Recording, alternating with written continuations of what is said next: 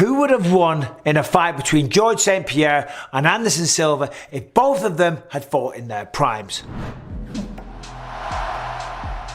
I get asked this question a lot because I am only one of two fighters to have faced them both, and the other one being Nick Diaz. And listen, good luck getting an in-depth analysis out of Nick. You know, they're selling you all wolf tickets, people. You're eating them right up. I put this video off for quite some time because I have fought both of them, as you know. I have a win over Anderson and a loss to George. So I know no matter who I pick, there's going to be haters saying it was my own ego talking and not an honest breakdown.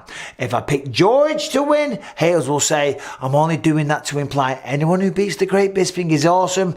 And of course, if I pick Anderson to win, haters will claim that I am subtly suggesting that my loss to George St. Pierre was a fluke.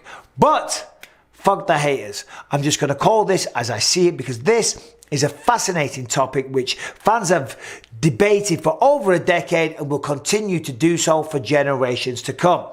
The reason this fight looms so large in the imagination is that it could and should have happened. George St. Pierre and Anderson were exact contemporaries and in the division right next door to one another. Anderson won the UFC middleweight title on October 14th, 2006, and St. Pierre won the welterweight title 5 weeks later. Anderson's final fight as champion came on July 6, 2013, and George's final welterweight defense took place just 4 months later. In total, there were 2,682 days where these two amazing fighters were the top two talents in the sport, and the only thing separating them was 15 pounds. But for all the talk of this fight happening, it never did. So the fight has to take place in the octagon of our imagination. So let's get into it. Anderson Silva versus George St. Pierre. Who would win? First, let's crunch some numbers and see if we can get, a shake out of any cold hard stats. When listing stats about two of the most dominant UFC champs, it is necessary to condense it to the key facts. Otherwise, this video will take longer than it does for some fighters to finish a complete sentence. Here is the top line stats. Anderson Silva has an MMA record of 34 wins, 11 losses with 1 no contest, 23 stoppages due to strikes and 3 submissions. St. Pierre has an MMA record of 26-2, both losses later avenged, and he stopped 8 opponents with strikes and submitted 6 more. Very impressive. Anderson Silva defended the 185-pound belt 10 times, and some argue that should have been 11 because of Travis Lutter. Meanwhile, George St. Pierre retained his title 9 times. Anderson scored 18 knockdowns in the UFC, way more than any other UFC champ. But on the flip side, George landed 90 takedowns in the octagon, way more than any other fighter. Both champions were very hard to hit. Anderson had almost a sixth sense for avoiding shots, while the threat of George's takedowns was so great that even top strikers wouldn't commit to their punches, much less their kicks versus George. So there is no real stat that you can print out on a piece of paper that shows that Anderson or George would have any significant edge over the other. So now let's look at the quality of the opposition that each champion faced. Both men fought a who's who of their era, and they cleaned out their respective divisions. That is a fact. Anderson's greatest wins were probably his 2 KO wins over UFC middleweight champion Rich Franklin, his second round tap out of Dan Henderson in the first ever UFC and Pride unification bout, and the breathtaking KO of Forrest Griffin, and the first ever front kick KO over Vitor Belfort.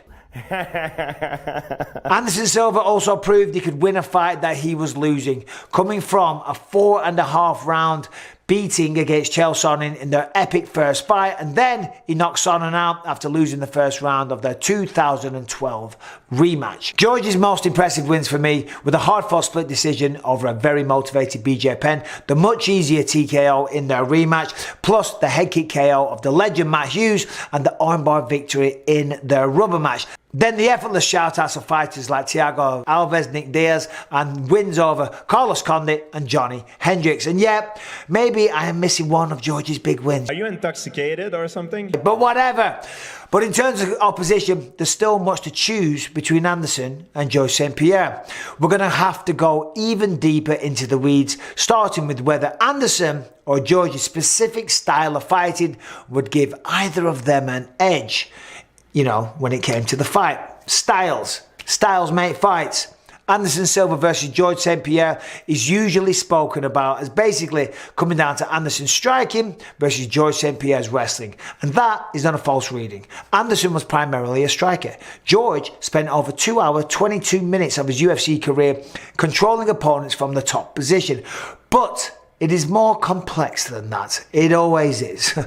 Anderson was a very underrated wrestler. Very few of the 25 men who faced him in the octagon, few of them wanted to have a kickboxing match with the Spider.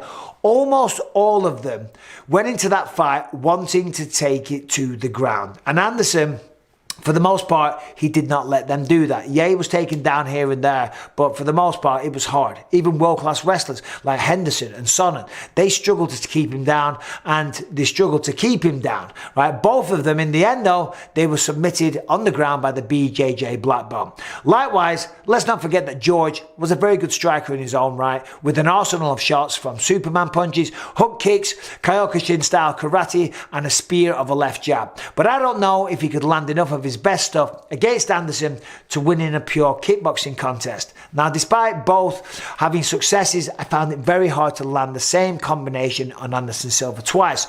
George would land on Anderson, I think, and absolutely wouldn't be afraid to fight Silva on the feet, but I think he would do so as part of a wider strategy, making good use of his takedowns and, of course, his ground game. To separate these two, and for me to get to where, you know, a point where I can pick, we're going to have to look at the intangibles. The aspects of MMA that are the differences between winning and losing, but can't be printed out or Googled. So, let's get a couple of things clear right now in our minds. The fight that I'm picturing taking place is George stepping up to middleweight to challenge Anderson Silva for the 185-pound title. Anderson did do a couple of interviews in 2010 about moving down to welterweight and challenging George, but by then he'd already had two big wins at light heavyweight, knocking out James Irvin and Forrest Griffin in the first round. Amazing performances. And after seeing Anderson look so strong at 205 pounds, well, Dana didn't really want to entertain the idea of Anderson having to literally kill himself to make 170, no matter how big the fight would be. So, the fight would have to take place at middleweight. George even expressed doubts about moving up while retaining his full competitiveness. But as we know, when George did go up to 185, he did just fine. I'm the only guy to ever fight the middleweight version of George St. Pierre, and I can tell you, he was very physically strong, he was fast, but maybe not quite as fast as what I thought he would have been given what we'd seen at welterweight. But I never once felt that physically he didn't have the strength for the larger division. He was able to take me down. Anderson was physically strong too. He was, you know, he has a lot of power in those long limbs of his, but take it from me, I don't think any of them would be overrun, you know, by the other one in terms of strength or striking power. One area though that I might give an edge to Anderson is fight psychology. As I said in the video where I break down my own fight with Anderson, the Spider is very underrated at mental warfare. Trash talkers like Nick Diaz, Dan Hardy, Josh Koscheck and BJ Penn, they all tried to go George St. Pierre into fighting angry and taking more risks, but they all failed. Anderson is way more sneaky than that. My opinion is the BJ Penn is the best. Anderson, he lulls his opponents into a false sense of security. The bowing, the generous things that he says about his opponent's skills at press conferences, and even during the fight. He often smiles. He helps fighters to the feet at the end of the round. All of this is very patronizing, and it is a very clever way of mentally breaking down the other fighter. It's smart. Basically he's saying, I am more confident than you. He's saying it without saying the words. I have so much energy that I can help you to your feet while you're so tired that you will accept help from your enemy. As I say, this is smart stuff, psychological warfare.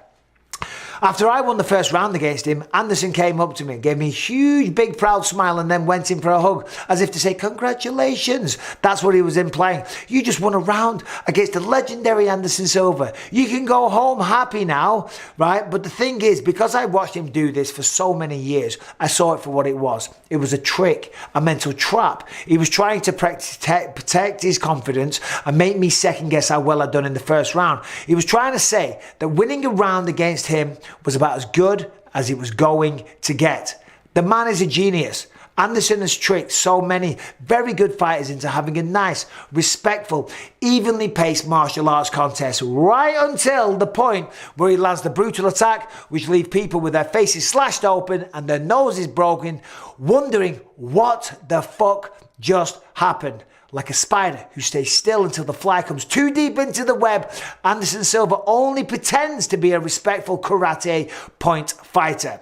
When I was talking to the referee in our fight about my mouthpiece coming out, according to the letter of the law, Anderson, he had every right to land that flying knee. And listen, I might have done the same thing to Anderson, but there's some fighters out there that might see that as a bit of a cheap shot. But the reality is there are fighters that no matter what was happening, that was legal. You take advantage of it. So, you just go for it. But there's other people who wouldn't. George St. Pierre, I think he's one of those fighters that wouldn't.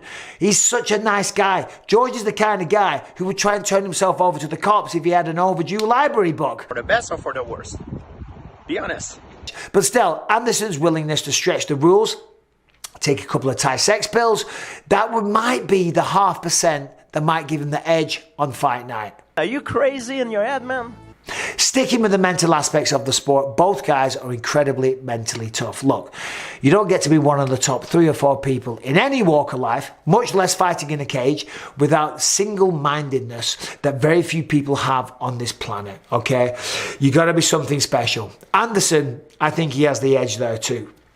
Remember, he came back from 4.5 rounds. He was down against Chael Sonnen in their first fight, and then he knocked Chael out in the second round of their rematch in 2012 after losing the opening round of that fight. He also won the 5th and final round against me, and I'm not trying to big myself up, but I was known for taking over fights as the fight progressed with my cardio. But Anderson knew that he needed to win that final round big, and he was able to throw more strikes than I was in that final round so that he won that final round. Wasn't enough though, just throwing that out there. Well, Bisping's just a dick. But where George draws level though is when it comes to having a fight strategy. St. Pierre is one of the best MMA brains in the entire business.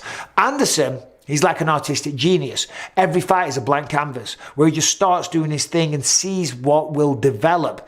That is the impression that he gave me when I fought him. That's his plan. He just wants to show up and be Anderson Silva. And fuck, no one can say that it didn't work out for him because his career was just legendary. But when I fought George, he came with a detailed and specific blueprint on how to fight me. Michael Bisping, part of that fucker has admitted since, was that he knew that I was blind in my right eye, so he threw a lot of left hooks and they arched so wide that they were outside the field of my vision. Fair play. And against BJ Penn in their rematch, he used BJ's ability to stuff takedowns against him, obviously making BJ burn out his arms and his shoulders and get him tired. Now, Anderson didn't have any sight issues and wasn't known for fading as the fight went on, but trust me, George would have identified a weakness and come 100% ready to exploit it. Okay, right. So, after all this, I owe you a prediction.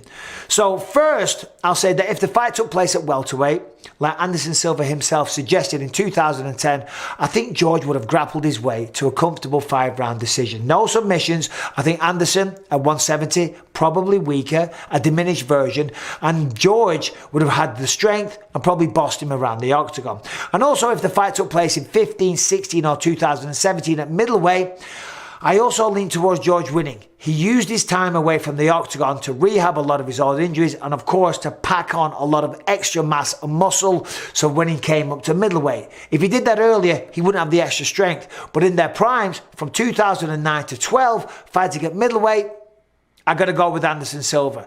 Now look, overall, I think it would have been an extremely close fight. George no doubt would have come in with a tremendous strategy. He would have implemented a lot of takedowns, and I think he would have a lot of control time. But as we know, at 185, Anderson Silva in his prime, the knockout power, the inventiveness, the creativity that the man possessed, it was absolutely mind-blowing. And I think that maybe somewhere around rounds 3, round 4, in a fight that Anderson Silva would have been losing, George would have come in for a takedown, he would have walked onto a knee, an elbow, a punch, a kick, something. And I do think that Anderson Silva would have been victorious. There it is. In their primes, I think Anderson might have got the job done. No disrespect to George. I am so proud to have shared the octagon with both of these people. Both absolute legends from the sport. Both gentlemen and both just two of the nicest guys that you could ever meet. Anyway, what do you think? Let me know in the comments.